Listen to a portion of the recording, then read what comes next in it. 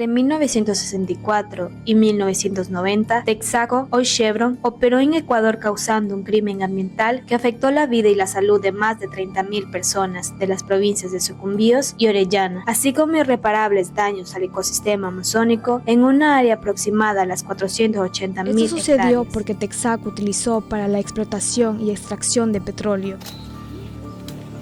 una tecnología obsoleta para abaratar costos y maximizar sus ganancias, sin importarle la población ni el medio ambiente. No inyectó las pestilentes, tóxicas y cancerígenas aguas de formación. No hubo tratamiento ambiental para los desechos de petróleo. Los arrojaron a los ríos, esteros y a los bosques. Emitieron al ambiente llamaradas de gas mezclados con agentes tóxicos. Hoy, 60 años más tarde, las huellas del crimen ambiental de Texaco siguen visibles. Las tasas de cáncer en la Amazonía son superiores a la media nacional. Los mecheros de gas siguen expulsando llamaradas de contaminación. Permanecen semiocultas en la floresta amazónica las piscinas cubiertas de vegetación que ocultan crudo y desechos altamente contaminantes. Sedimentos de los ríos que al removerlos dispersan las huellas del crimen ambiental por el cual Chevron recibirá $220 millones.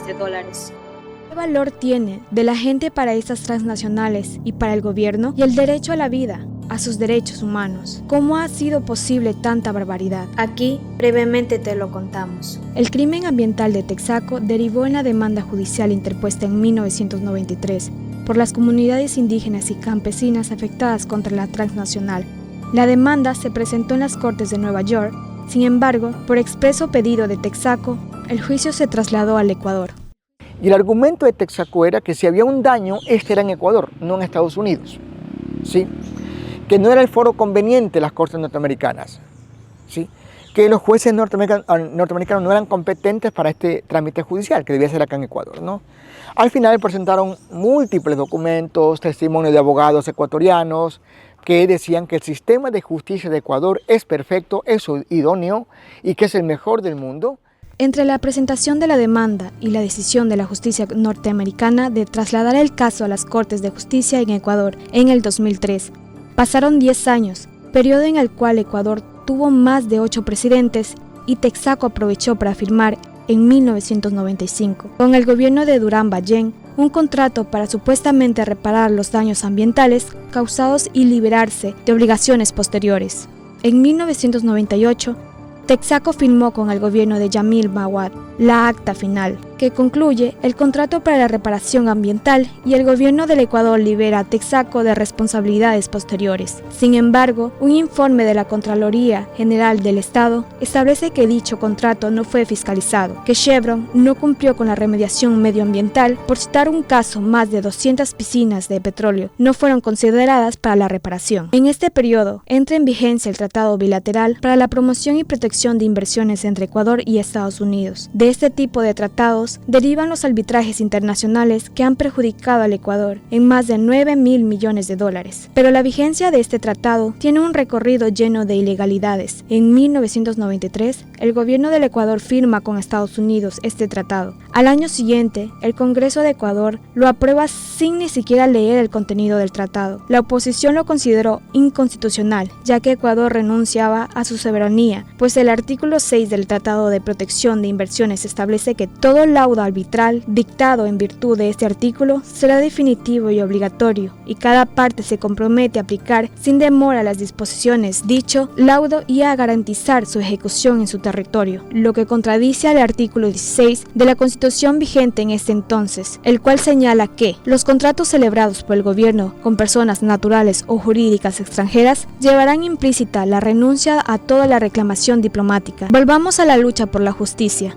En Ecuador, en el año 2003, empieza el juicio de las comunidades contra Chevron Texaco, juicio conocido como Aguinda versus Chevron. 10 años después, y luego de la presentación de pruebas irrefutables, algunas de las cuales permanecen como mudas testigos de la muerte y contaminación causadas por la transnacional Chevron. En el 2013, los demandantes ganaron el caso de Ecuador y la Texaco ya funcionaba como Chevron. Fue condenada a pagar una multa de $9.500 millones para reparaciones ambientales y sociales. Cuando vino a Ecuador, otra vez su primer argumento fue decir que los jueces de Ecuador no eran competentes para este caso. O sea, cuando ellos pidieron venir acá a Ecuador, decían que era la mejor justicia del mundo, Llega el caso acá y dicen, no, estos jueces no son competentes. Entonces uno se pregunta, ¿cuáles son los jueces competentes para juzgar a Chevron? ¿En qué parte del mundo están?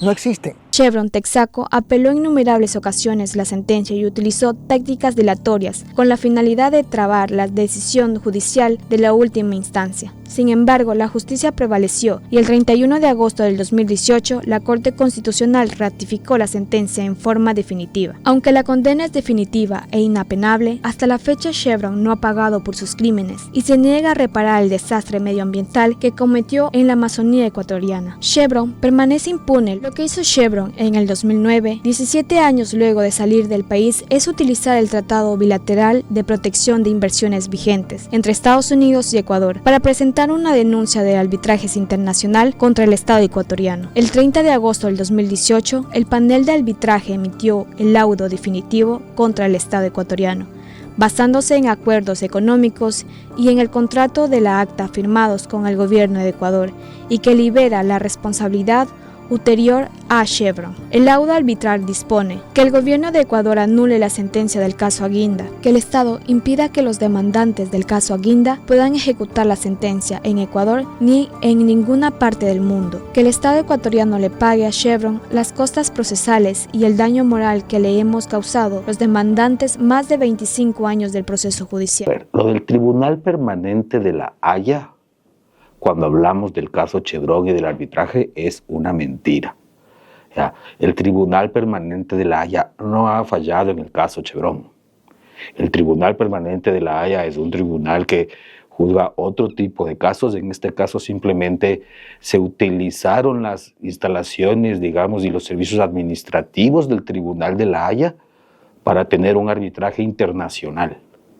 No fue el Tribunal Internacional de la Haya el que falló.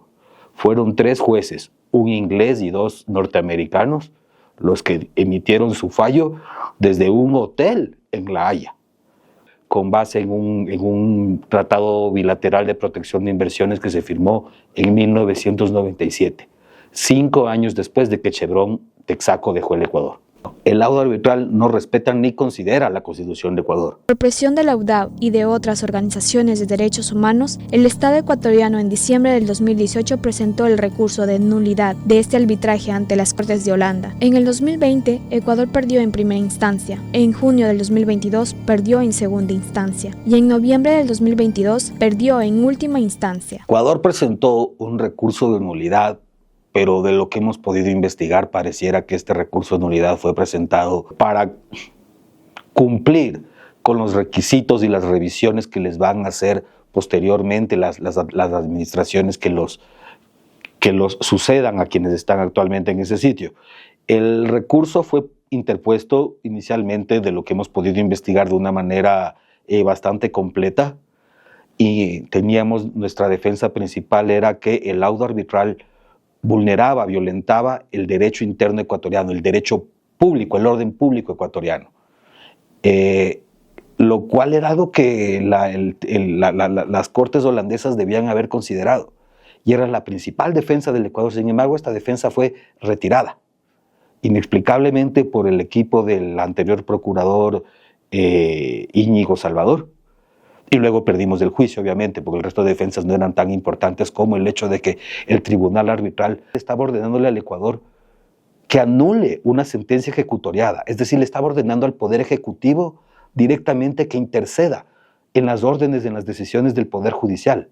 Y eso es algo que es totalmente inadmisible bajo la Constitución ecuatoriana. Y ante la tensión sucesiva de los gobiernos de Guillermo Lasso y Daniel Noboa de pagar a Chevron, expresada en la inserción de $2.000 millones por la proforma de presupuesto general del Estado, el pueblo ecuatoriano se pronunció en el referendo de abril del 2024 y rechazó mayoritariamente que el país se sometiera a estos arbitrajes internacionales que son brutalmente perjudiciales para la nación. Más tarde, en la consulta y el referendo, el de noviembre del 2025, el pueblo ecuatoriano votó mayoritariamente para que no se modifique la Constitución y tropas extranjeras no ocupen nuestro territorio. El incumplimiento de la sentencia de la Corte Constitucional y a la colusión y sometimiento de los gobiernos de turno con Chevron, la UDAP presentó una demanda ante la Corte Interamericana de Derechos Humanos CIDH, pues la CIDH tiene la facultad de emitir sentencias vinculantes para los Estados miembros de la Organización de los Estados Americanos, OEA. Su labor es fundamental para la protección de los derechos de las comunidades afectadas por abusos corporativos y la inacción de los gobiernos. En este caso no solo busca justicia para los pueblos indígenas de la Amazonía ecuatoriana, sino que también sienta un precedente en la lucha global contra la impunidad de las transnacionales. El 17 de noviembre del 2025, los árbitros ordenan al Estado ecuatoriano que le pague a Chevron la suma de 215.073.244,43 centavos. como indemnización. La UDAP ha solicitado a la justicia de Ecuador se proceda al embargo de esa indemnización para que Ecuador no pague Chevron un solo centavo, que el dinero al menos sea retenido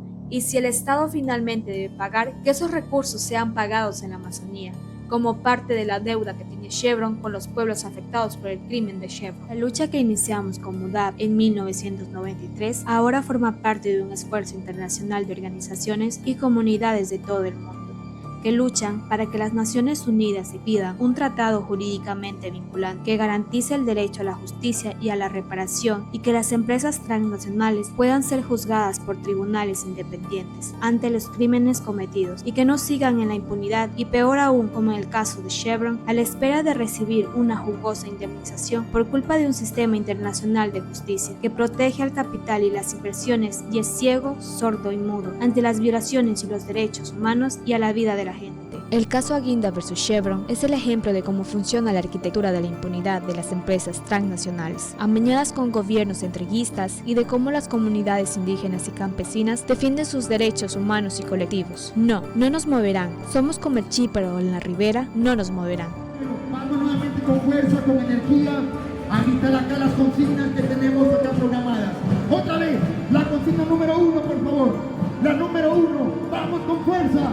Vamos con fuerza, por favor, que se escuche. Que se escuche. El pueblo lo dice y tiene razón. Seguimos luchando en contra de Chevron. Otra vez. El pueblo lo dice y tiene razón. Seguimos luchando en contra de Chevron. El pueblo lo dice y tiene razón. Seguimos luchando en contra de Chevron. La número 2. ¿Y cómo es la huevada? Se llevan el petróleo y dejan cochinada. ¿Y cómo es la huevada? Se llevan el petróleo y dejan cochinada.